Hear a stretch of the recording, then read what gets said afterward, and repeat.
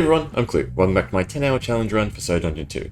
So, we're not really going to talk too much about the actual dimension, but we are just going to make this nice, short and sweet and sort of evaluate where we're at with the run, because unfortunately this is as far as I get for this first series, because I'm going to group each attempt as a different series.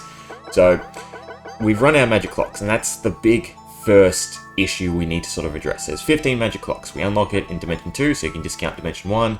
That means we're 9, 18, so we're 3 clocks short of being able to complete the run. Because every dimension so far definitely seems like it'll take at least 2 clocks. So your first run is to gear up, get equipment, get gold, so you can actually upgrade equipment, and then your second run is actually beating the dimension. So at that pace, that means we're 3 clocks behind being able to complete the run.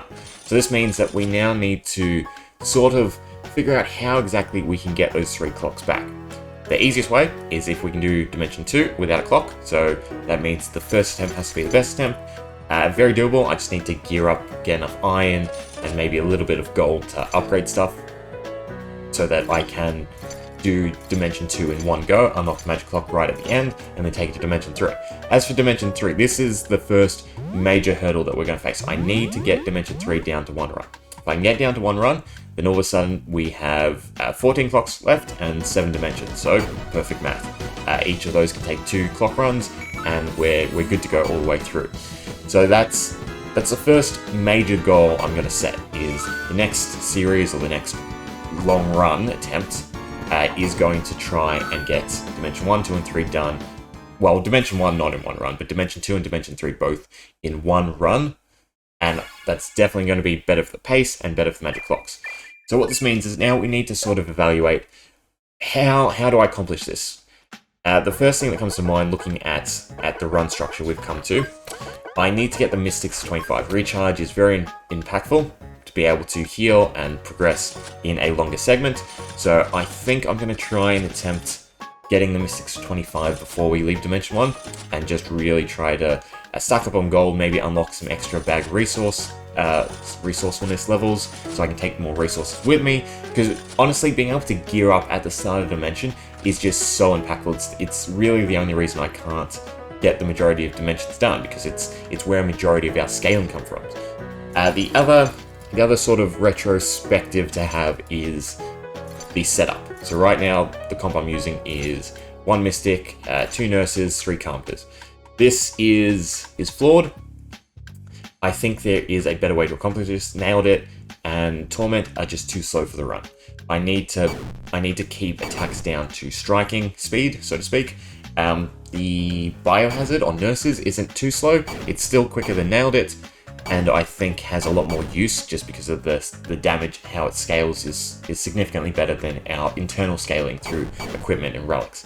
The other thing I'm going to start looking into is maybe using the Thieves, just because it's going to speed up the chest animations, which is a huge thing. It can definitely shave some time off of the overall run, because I'm opening a lot of chests, plus also helps me address some things like gold, and well, yeah, they do have a decent chance of equipment, but I'm pretty sure the equipment you get isn't too great.